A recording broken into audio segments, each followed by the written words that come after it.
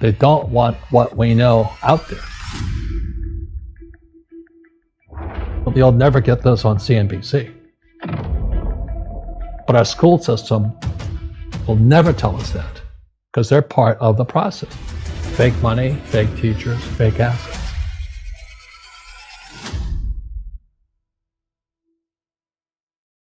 And I know the game of the rich. You know, my rich dad taught me, you know it because you're the banker. The game the bankers and the rich play is different than what they teach you in school. All over the world, what does school teach you about money? And the answer is nothing. And that's not a mistake. That's not an accident. I knew that, most people know that. But the way to keep the poor and middle class working hard is never teach them what the rich know. So if you read Rich Dad, Poor Dad, which came out in 1997, it's what the rich teach their kids about money, the poor and middle class do not. Poverty hurts. I mean, I don't like it. And I don't like that our academic system's so corrupt. You know, we know the banking system's corrupt. We know politics is corrupt. But academics is just as corrupt. I mean, one thing if it's the banking and the politics, but this is where we send our children and we trust them to do the right things for them. And yet they're being not taught something so fundamental. Like you asked your dad when you were a kid, Dad, you asked your teacher, when are you going to teach us about money? And it was just, never. Well, never. And they'll never will. You know something. What do you know? Share it. What is financial education? It's not get a job, work hard, save money, and invest in a well-diversified portfolio of stocks, bonds, mutual funds, and ETFs. The financial industry is two things: debt and taxes. Debt and taxes. And that's where the thing starts. 1971, Nixon took the dollar off the gold standard, and the US dollar became debt. And we still tell kids to go to school, get a job, work hard, save money, and get out of debt. Now, who tells them to do that? That's the most ridiculous thing there is. The book starts and it says, lie number 1, saving money will make you rich. Yeah, it never will. You know that. We're all taught that as kids. Yeah. Why would you save it and why would you work for it if they can print it faster than you can work for it? Why do you keep saving when they're printing it? The rich don't work for money. Don't you touch that stuff. It's very subtle, right? Yeah. They don't say, I'm going to train you to be a worker bee the rest of your life, but they educate you in a way where that's what you come out. Right. What was he trying to do those first few months were you working for him? What was he trying to get across to you? Because he taught you the hard way about money. And she says, if you're going to be successful in your life, you've got to find the best teachers. And a great teacher is somebody who comes from the inside, not the outside. But in school, you don't know if your instructor is for real or not. That's where the fake teacher comes from. I said, I want you to teach me about money. So he said, why should I teach you? He says, but if I teach you, you work for me for free. And I said, why for free? And my poor dad went nuts. He says, if I pay you, you think like an employee. Your brain will change.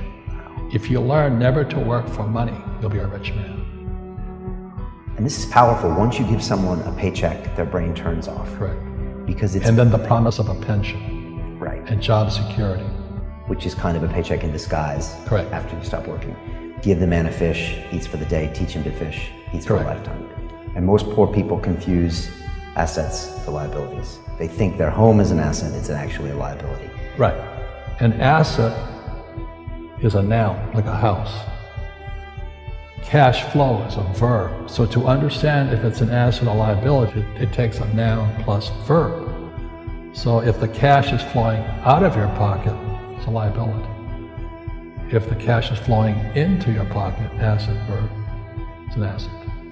So I own 7,000 rental properties. Those are assets. Every month, the cash flows in. Whereas many people have the big house on the hill and the cash is flowing out. Right. And they're going broke. Right, it's like a frame of mind. The other thing the poor don't understand is the number one expense for most people is taxes. And yet we don't even see it. Isn't that weird? You walk around and you look at the paycheck and say, that doesn't seem right, and you don't realize that the government's got a huge hand in your pocket and you are doing nothing to minimize that. Again, this is what's very different about the rich and the poor. Well, the reason the rich don't work for money is number one expense is tax. See, there's three kinds of income: earned, portfolio, passive. So earned income is if I get a job, that's earned income. If I'm a doctor or a programmer, that's earned income because I'm working for it. If I buy, let's say, Apple for $10 and I sell it for 20, that's portfolio income, capital gains. Yeah. But passive income, which is cash flow, is never taxed. And so these guys are screaming right now in America, tax the rich. I said, good luck. Because most of the guys complaining, they don't know there's three kinds of income. And the rich don't have jobs anyway. They have assets. And so the average schmo out there, poor guy, sent the kid to school, they don't learn this. You see, very few people will buy what I do, make $1 million and pay zero tax. And my rich dad taught me that playing Monopoly. That's how it started, 4 greenhouses, 1 red hotel. Or the McDonald's formula, I write about it here. McDonald's, Ray Kroc. Yeah. McDonald's is in the real estate business, so they sell hamburgers, but they buy real estate, so they pay no taxes. This guy Bezos, he's $16 billion. How much tax do they pay on that $16 billion? Zero. And that's all legal. Anyone can do it. Everybody can do it. But most people lack the education. So once you learn how to use debt as money, you can never say, I can't afford it.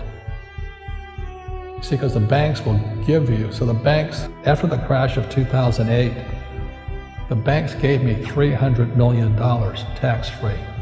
When I asked the average guy, I said, why don't you use debt? They can't even get a loan because their scores, their FICO scores, I don't know if you have them here, are so bad. The school teachers will never tell you that because they don't know it. My poor dad never knew that. And they think the rich are crooks.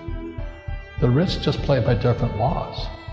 The rules are the same, but you have to do what the government wants you to do.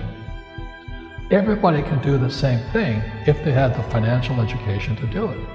But can poverty be passed through genetically? Yes. Because it's some type of way of thinking.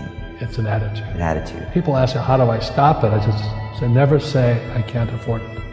Ask yourself, how can I? So when I meet poor people, they use the words, I can't, a lot. So the people that say, I can't afford it, I can't do this, I can't get to college, the rich are evil, I choose not to participate in that. And that's one thing people could change today. Could. Right now, is that dialogue in their head. Stop saying the word can't. I can't. Right. So how can I? How can I? Especially as in, I can't afford it, how can I afford that? Right. And I got turned down so many times. I said, and every time I showed the banker my financials, and he'd go, sorry. I said, look, do me a favor. Why did you turn me down? This is out, the numbers are out here. So if I get these numbers fixed, can I come see you again? He goes, sure. So it's called rejection. Same as my wife rejected me for 6 months. It's just a matter of personal willpower, which is spiritual. Just saying, if they can do it, I can do it. And how can I? How can I? And I think it's you once said, words become flesh. Yep. I think all of us, every human being has that low point in their life. And if they get the message, a new life begins. If they don't get the message, they keep going down. And that's, I think, the difference.